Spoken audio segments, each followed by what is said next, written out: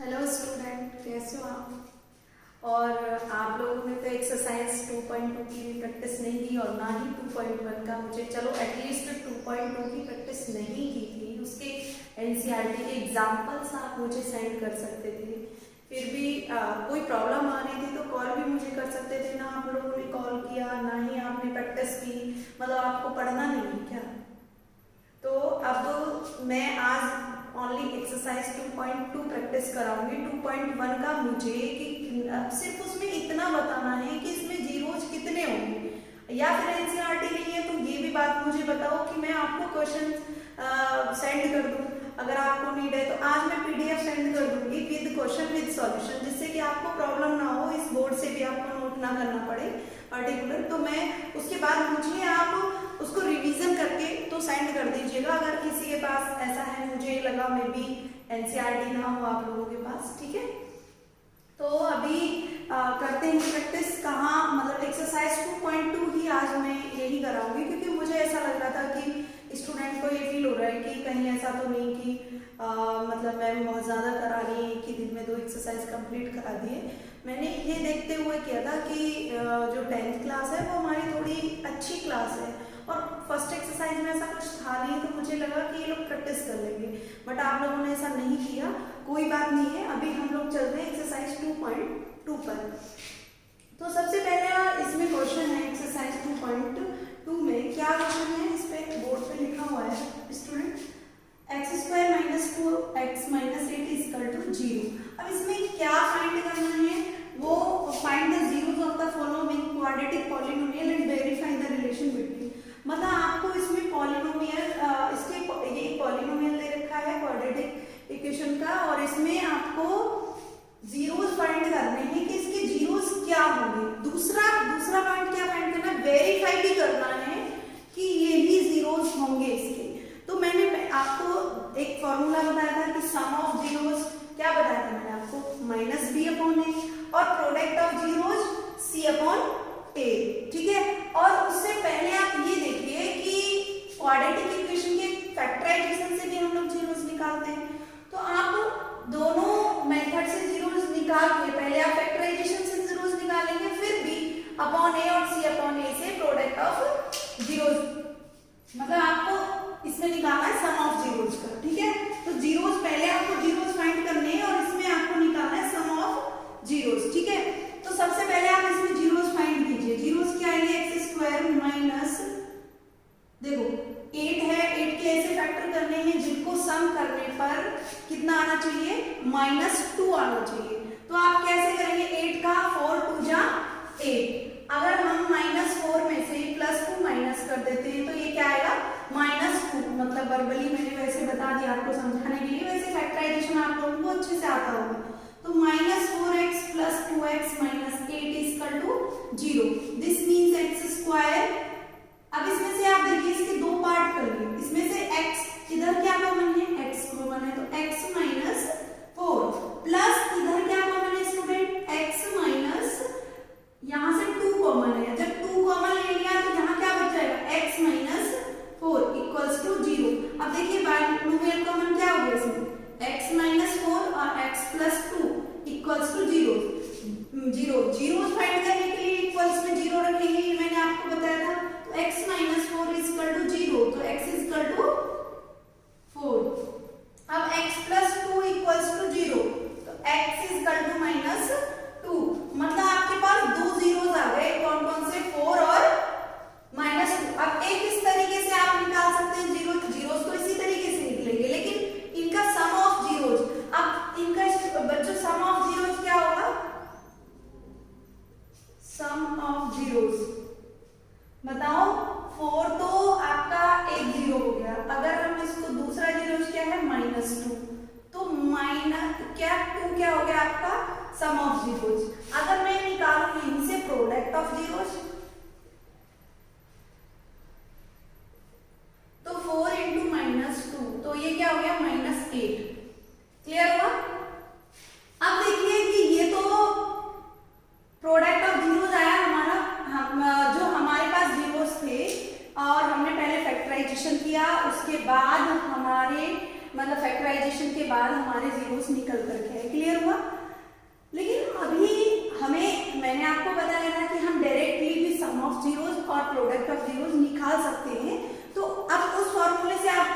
Verify करना है कि क्या ये सही है, मतलब ये तो सही है।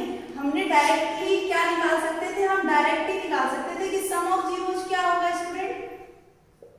यहां से देखो, सबसे पहले इक्वेशन लिखिए, पॉलिनोमियल क्या आएगा, x square minus 2x minus 8 equal to 0, quadratic polynomial. अब इसमें मैंने कहा था कि ax square plus bx plus c, मतलब इस फॉर्म में होगा। अगर माइनस है तो वो अलग बात है, वो माइनस में आ जाएगी फॉर्म।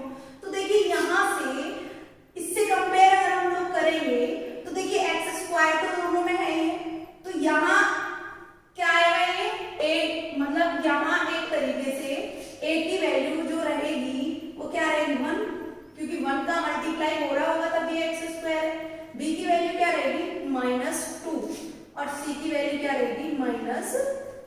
कई बार आप लोगों ने एनसीईआरटी में भी देखा होगा कोएफिशिएंट ऑफ x स्क्वायर और कोएफिशिएंट ऑफ x। तो कोएफिशिएंट ऑफ x क्या होता है, c की वैल्यू b की वैल्यू, और कोएफिशिएंट ऑफ x स्क्वायर क्या होता है, a की वैल्यू। तो सबसे पहले ये भी आप देख लीजिए, कोएफिशिएंट ये भी मैं नोट कर देती हूँ, कोएफिशिएंट ऑफ x स्क्वायर क्या रहेगा a, और कोएफिशिएंट ऑफ x क्या रहेगा आपका b, ठीक है। अब मैंने जो बताया था कि फॉर्मूला क्या है आपको सम ऑफ जीरोस निकालने का, सम ऑफ जीरोस क्या होंगे -b/a। तो अब आप ये देखिए कि b क्या है -2 और माइनस ऑलरेडी फॉर्मूले में, और a क्या है यहाँ 1 है, तो ये क्या हो जाएगा 2। क्लियर। अब आप देखिए कि सम ऑफ जीरोस हमारा इस तरीके से क्या निकल के आया 2, और डायरेक्टली अगर हमने निकाला तो वो भी क्या निकल के आया 2। दिस मीन्स ये वेरीफाई हो गया कि 2 ही इसके मतलब इसके जीरोज का जो सम होगा वो 2 ही होगा। क्लियर हुआ। लेकिन आप इसको इस तरीके से भी लिख सकते हो, एनसीईआरटी में इस तरीके से लिखा हुआ है कोएफिशिएंट ऑफ x स्क्वायर, ठीक है, अब sorry coefficient of x minus यहाँ रहेगा upon coefficient of x square. Clear. इस तरीके से भी लिख सकते हो, कोई दिक्कत नहीं है। ये -b/a मैंने इसलिए लिखा हुआ है कि इजीली याद हो जाता है आपको कि कोएफिशिएंट ऑफ x और कोएफिशिएंट ऑफ x स्क्वायर, इससे तुम्हें याद करने में प्रॉब्लम होगी, मतलब ये इजीली याद भी रहेगा और समझ में भी आ जाएगा। और जो b की वैल्यू है वो x है, बाद में इसको बना ही सकते हो, कोई प्रॉब्लम नहीं है, ठीक है। तो यहां तक समझ में आया होगा, ठीक है। इसके बाद अभी प्रोडक्ट ऑफ जीरोस हमें निकालना है, ठीक है। तो यहाँ मैं निकाल देती हूँ, ठीक है। ये तो मैंने वेरीफाई करने वाली बात है, यहाँ वैसे यहाँ नीचे आपको दिखाई देंगे product of zeros. Product of zeros मैंने बताया था c/a लास्ट क्लास में। जिसको नहीं पता है कि ये कब बताया मैंने, तो वो लास्ट वीडियोस देख सकते हैं, ठीक है। c/a, तो अब c की वैल्यू क्या है, देखिए c की वैल्यू क्या है -8 और a की वैल्यू क्या है 1। दिस मीन्स -8 क्या रहेगा आपका प्रोडक्ट ऑफ जीरोस। इसको इस तरीके से भी लिख सकते हो, देखो यहाँ थोड़ा स्पेस कम है, मैं इधर लिख देती हूँ इसको, कोएफिशिएंट ऑफ कांस्टेंट वैल्यू जो भी है, नहीं यहाँ सॉरी कांस्टेंट वैल्यू लिखी जाएगी अपॉन क्या रहेगा, upon coefficient of a, sorry coefficient of x square, ठीक है। तो क्लियर हुआ, ठीक है। अभी क्वेश्चन नंबर 2 पर मतलब इसी का एक और पार्ट कर लेते हैं जिसमें आपको प्रॉब्लम रहेगी। अभी ये पहला क्वेश्चन नहीं समझ में आया हो तो मैं एक बार और रिपीट करती हूँ। देखो ये था constant upon coefficient of x square. Constant term कोई भी हो सकता है आपका, ठीक है। कांस्टेंट टर्म जो c की वैल्यू रहेगी उसमें कोई दिक्कत नहीं है, ठीक है। अब यहाँ तक क्लियर हुआ आपको, यहाँ तक मुझे लगता है कोई प्रॉब्लम नहीं है। फिर भी कुछ स्टूडेंट को समझ में नहीं आया हो तो मैं एक बार और रिपीट कर देती हूँ। देखो सबसे पहले हमने क्या किया, जैसे जैसे मैं बोलती चल रही हूँ मेरे बातों पे ध्यान देना, नहीं भी समझ में आता है तो मुझे कॉल कर सकते हो, कोई दिक्कत नहीं है, ठीक है। Equal to 0। हमें एक पॉलिनोमियल दिया हुआ है, ठीक है, हमने इसके फैक्टर कर लिए। फैक्टराइजेशन सबको आता है कि नहीं आता? अगर नहीं आता हो, 9th में आप लोगों ने किया होगा, नहीं आता हो किसी भी स्टूडेंट को, तो वो मुझे कॉल करके अलग से इंडिविजुअली पढ़ सकता है, ठीक है, लेकिन पढ़िए और रेस्पॉन्स दीजिए, इस तरीके से नहीं होता, ठीक है।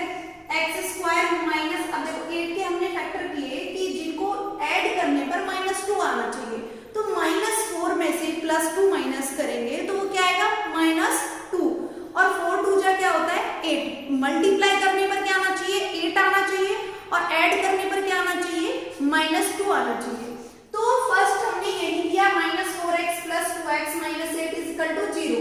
अब देखो स्टूडेंट, इसमें से क्या कॉमन है, x कॉमन है, तो हमने इसमें से दो पार्ट में डिवाइड कर लिया, तो इधर से हमने क्या ले लिया, x कॉमन ले लिया, तो x - 4, यहां से क्या ले लिया, +2 कॉमन ले लिया, तो x - 4 = 0। अब इन दोनों में, वैसे मैं आपको एक और लॉजिक बता दूं कि ये दोनों वैल्यू सेम आनी चाहिए हमेशा, ठीक है, ये कॉमन मतलब बाइनोमियल कॉमन होना चाहिए। तो देखो x - 4 हमने बाइनोमियल कॉमन ले लिया इसमें से, अब यहाँ क्या बच गया, हमारा x बच गया, और यहाँ 2, तो x + 2 = 0। अब देखो x - 4 = 0, तो x = क्या हो गया, 4, क्योंकि इधर ट्रांसफर करके ले जाएंगे तो माइनस वाली वैल्यू प्लस में हो जाएगी, x + 2 = 0, तो दिस मींस x = -2।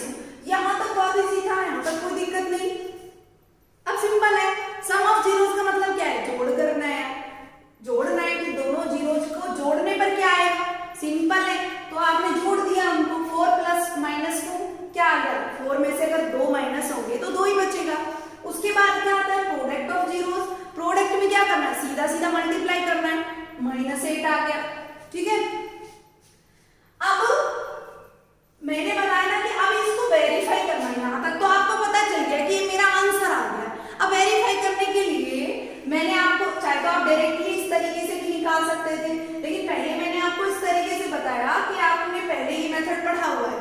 अब आपने वेरीफाई करने के लिए मैंने फॉर्मूला बताया था आपको कि -b/a होता है सम ऑफ जीरोज, फिर भी मैंने कंपेयर करके अलग अलग लिया, पॉलिनोमियल ये दे दिया आपको, ax² + bx + c, ये पॉलिनोमियल से कंपेयर, क्वाड्रेटिक इक्वेशन से कंपेयर करोगे तो a की वैल्यू स्टूडेंट यहाँ से क्या बनी, माइंड में ही बन जाएगी, कोई अलग पर्टिकुलर नीड नहीं है, ये मैंने समझाने के लिए लिखा है आपको, ठीक है।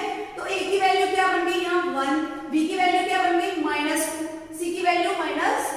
डायरेक्टली आप माइंड में भी इसको बना सकते हो, ठीक है, जब थोड़ी सी प्रैक्टिस के बाद। ये तो मैंने समझाने के लिए लिखा है। अब देखो कोएफिशिएंट ऑफ x² क्या है, 8 की वैल्यू होगी, मैंने एक समझाने के लिए कोएफिशिएंट ऑफ x। चलो सम ऑफ जीरोस क्या रहेगा आपका, -b/a। अब देखिए b की वैल्यू क्या है यहाँ से, -2, और माइनस ऑलरेडी है फॉर्मूले के अंदर, तो ये +2 हो जाएगा, सम ऑफ जीरोज। क्लियर हुआ, हमारा यहाँ क्या आ रहा था, जीरोज का सम कितना था, यहाँ भी 2 था, तो इसका मतलब ये 2 है, इसका मतलब वेरीफाई हो गया कि ये बात सही है कि सम ऑफ जीरोज इसका 2 होगा। दोनों में रिलेशन वेरीफाई कर दिया। इसके बाद आता है कि product of zeros. Product of zeros क्या होता है स्टूडेंट, c/a। तो c की वैल्यू क्या है, c की वैल्यू आपकी -8 है, 8 और -8 आपकी वैल्यू आ गई, और इस तरीके से ये वेरीफाई हो गया। अब तो कोई डाउट नहीं होगा। अब चलते हैं क्वेश्चन नंबर 2 पर, ठीक है।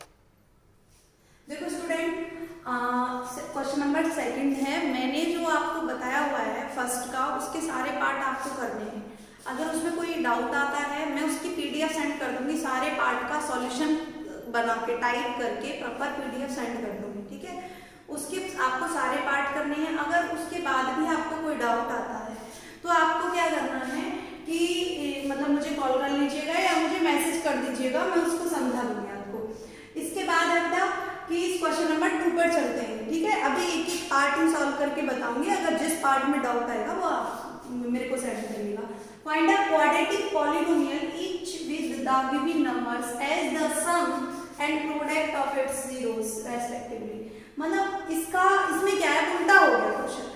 पहले वाले क्वेश्चन में क्या था कि हमें क्वाड्रेटिक इक्वेशन दे रखा था, हमें सम ऑफ जीरोस और प्रोडक्ट ऑफ जीरोस निकालना था। पहले क्वेश्चन को समझिए, सॉल्यूशन अपने आप समझ में आ जाएगा। अब क्या है कि अब हमें प्रोडक्ट ऑफ जीरोज और सम ऑफ जीरोज दे रखा है और हमें क्वाड्रेटिक पॉलिनोमियल फाइंड करना है। समझ में आ गया? तो अभी हमारे पास क्या है, सम ऑफ जीरोज 1/4 एंड आपका एनसीईआरटी का पहला ही क्वेश्चन है सेकंड पार्ट का, और -1 क्या है आपका, प्रोडक्ट ऑफ जीरोज। अब देखो एनसीईआरटी में अलग तरीके से सॉल्यूशन दे रखा है इसका, और मतलब एग्जांपल्स में अलग तरीके से सॉल्व कर रखे हैं। उसमें ऐसे कर रखे हैं कि कंपेयरिंग के थ्रू, कि आप ऐसे करो कि सम ऑफ जीरोज है तो इसका मतलब -b/a है, तो अगर -b/a है तो b की वैल्यू क्या रहेगी इसमें, -1 और 4, इस तरीके से 1/4 हो गया। अगर c मतलब इसका मतलब ये 1 रहा होगा b और a क्या रहा होगा 4 और c/a है, अगर ये -1 है तो इसका मतलब c क्या रहा होगा -4 और 4, इस तरीके से -1 आया होगा। तो अब c की वैल्यू आपके पास आ गई, अब आप इसकी कंपेयर कर दीजिए कि b आपका 1 हो गया, a आपका 4 हो गया, तो आप डायरेक्ट इक्वेशन में 4x² और आपने b की वैल्यू -x और आपका ये -4, इस तरीके से डायरेक्ट आपने इस तरीके से निकाले। लेकिन इसको समझने में तुम्हें थोड़ा सा मैंने इस तरीके से भी बता दिया कि आप कंपेयर करके आप कंपेयर करेंगे, इतना सारा मतलब थोड़ा सा आपको लॉजिक। अभी क्या है कि ऑनलाइन क्लासेस हैं, अगर टीचर डायरेक्ट पढ़ा रहा होता है तो कोई प्रॉब्लम नहीं होती, तुरंत पूछ भी लेते हैं, टीचर भी रिवीजन करा देता है, ठीक है। अभी क्या है कि आप रिवीजन भी नहीं कर पा रहे, और मतलब जैसे कि अभी मैं पढ़ा रही हूँ तो मेरी वीडियो सेंड होगी, उसके बाद आप पढ़ते हो, तो मैं आपको एक इजी सा मेथड बता देती हूँ। ये फॉर्मूला है एक तरीके से, मैंने इसको मतलब वैसे किया हुआ है, क्रिएट कर दिया है, मतलब बनाया हुआ है कि आप इस तरीके से समझ सकते हो इसको। ये क्या है, x², आपको ये एनसीईआरटी वगैरह में नहीं मिलेगा, x² minus sum of zeros, मतलब आपको ये याद रखना है, डायरेक्ट इससे इक्वेशन आ जाएगी x² minus sum of zeros into x plus product of zeros. Easily आपको ये ध्यान रखना है कि मतलब x², ये याद करना है, तो ध्यान क्या रखना है, आप इतना समझ लीजिए कि आपको लर्न करना है, इसके बाद आपको कंपेयर वगैरह कुछ भी करने की नीड नहीं होगी। सबसे बेस्ट बात ये है, बस इस फॉर्मूले में पुट करना है। इजीली देखो ये फॉर्मूला मैंने आपको बताया, x², सम ऑफ जीरोज आपको दिया ही हुआ होगा हर क्वेश्चन के अंदर, -1/4 इंटू x है फॉर्मूले में, तो इंटू x कर दिया, plus product of zeros, product of zeros क्या दे रखा बेटा, -1। क्लियर? अब देखो, अब इसको बस सॉल्व ही तो करना है आपको। देखो इधर इसको सॉल्व करोगे तो एलसीएम लोगे तो ये -4x² हो जाएगा, और ये कितना हो जाएगा, ये -x हो जाएगा, और ये कितना हो जाएगा आपका -4 इक्वल्स टू 0। मैंने डायरेक्ट सॉल्व कर दिया है, पूरा सॉल्यूशन करूं क्या, पूरा कर देती हूँ, अगर आपको थोड़ी सी किसी स्टूडेंट की कैलकुलेशन वीक हो तो पूरा कर देती हूँ। देखो वैसे तो यही आएगा, देखो आप देखिए इस मेथड से भी यही आया और इस मेथड से भी यही आया, तो कोई दिक्कत नहीं, इसमें कंपेयरिंग करना पड़ता, थोड़ा सोचना पड़ता, ठीक है। इसमें आपको डायरेक्ट बस फॉर्मूले में पुट कर देना, ये फॉर्मूला याद रखना है आपको, और कैलकुलेशन में कुछ भी नहीं है। देखो 4 आपने यहाँ क्या कर दिया, आपने x² माइनस x प्लस 4 और ये -1, ठीक है। सॉरी, ये बेटा 4 एलसीएम आ गया, तो 4 का इधर मल्टीप्लाई होगा, एलसीएम लेंगे हम रहेगा -x -4, तो अब ये इधर जीरोज में चला जाएगा, 4x² -x -4, ठीक है। तो ये आपका सॉल्यूशन आ गया। अब इसमें कोई प्रॉब्लम आपको, मुझे लगता है कि कोई भी डाउट नहीं होगा, ये बस क्या है, कैलकुलेशन है, इसके अलावा कुछ भी नहीं है, और आपको इसमें पुट करना है। अगर आपको ये मेथड अच्छा लगता है तो इससे कर लीजिए, अगर ये अच्छा लगता है तो इससे कर लीजिए। इसको मैंने कैसे किया, मैं इसको और डिस्क्राइब कर देती हूँ, जिससे कि आप लोगों को कोई भी मेथड यूज करने में प्रॉब्लम ना हो। कि हम लोग सम ऑफ जीरोज क्या मानते हैं, -b/a, तो बेटा b/a इसमें क्या दे रखा है 1/4, और प्रोडक्ट ऑफ जीरोज क्या होता है हमारा c/a, तो ये क्या दे रखा है -1। इसका मतलब b यहाँ से क्या आया 1 आया, और a यहाँ से क्या आया 4 आया। अब यहाँ से -1 आया, क्यों -1 आया, क्योंकि -b/a फॉर्मूले में ऑलरेडी है, जब ये -1 रहा होगा तभी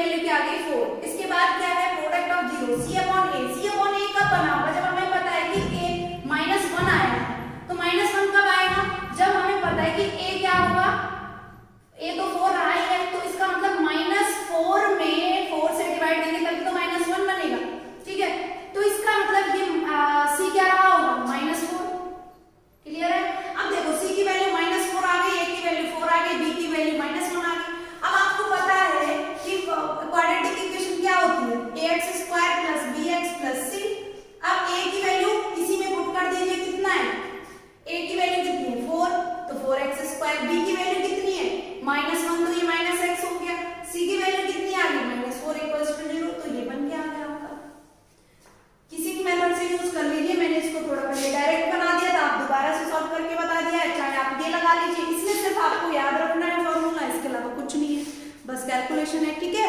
और अभी आपको बाकी अदर पार्ट भी प्रैक्टिस करने हैं, और मैं अभी PDF सेंड कर देती हूँ, विद सॉल्यूशन सेंड कर दूंगी, जो भी पढ़ा है वो भी, और उसके साथ अदर्स सारे पार्ट की, लेकिन मुझे सॉल्यूशन सेंड करना है आपको, ठीक है, ग्रुप में ही सेंड करना है।